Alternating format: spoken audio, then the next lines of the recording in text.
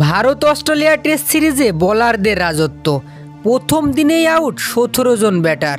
দর্শক, অস্ট্রেলিয়ার ঘরের মাঠে 5 ম্যাচের টেস্ট সিরিজ খেলতে গেছে ভারত, যেখানে প্রথম ম্যাচে টসে জিতে ব্যাটিংয়ের সিদ্ধান্ত নিয়েছিল রোহিত শর্মারা।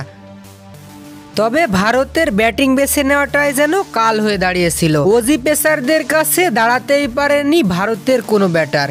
দলীয় 5 রান ও ব্যক্তিগত 0 রানে আউট হন জয়সওয়াল। এরপর দলীয় 14 রানের মাথায় আউট হন প্রথমবারের মতো টেস্ট দলে জায়গা পাওয়া দেবদূত পাডিক্কাল। এখান থেকেই শুরু ভারতের ছন্দপতনের গল্প। অস্ট্রেলিয়ার বোলারদের কাছে দাঁড়াতেই পারেনি বিরাট কোহলি ও রোহিত শর্মারাও। অজি পেসারদের বোলিং ঘূর্ণিতে ভারত অল আউট হয় মাত্র 150 রানে। অজিদের হয়ে 29 রান খরচায় 4 উইকেট তুলে নেন জস হ্যাজেলউড। ভারতকে অল আউট করে দিয়ে প্রথম দিনেই ব্যাটিংয়ে নামে অস্ট্রেলিয়া। তবে অস্ট্রেলিয়াও যেন ভারতের দেখানো পথেই হাঁটলেন। অজি ব্যাটাররাও বুমরা সিরাজদের কাছে অসহায় বনে গেছেন। দলীয় 14 রানে প্রথম উইকেট, এরপর দলীয় 19 রানে হারায় দ্বিতীয় উইকেট। এরপর ব্যাটিংয়ে নামেন স্মিথ।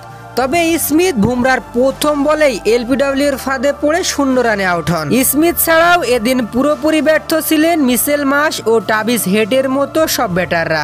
অস্ট্রেলিয়া শেষ পর্যন্ত মাত্র 27 ওভার খেলে 67 রানে 7 উইকেট হারিয়ে প্রথম দিনের খেলা শেষ করেছে।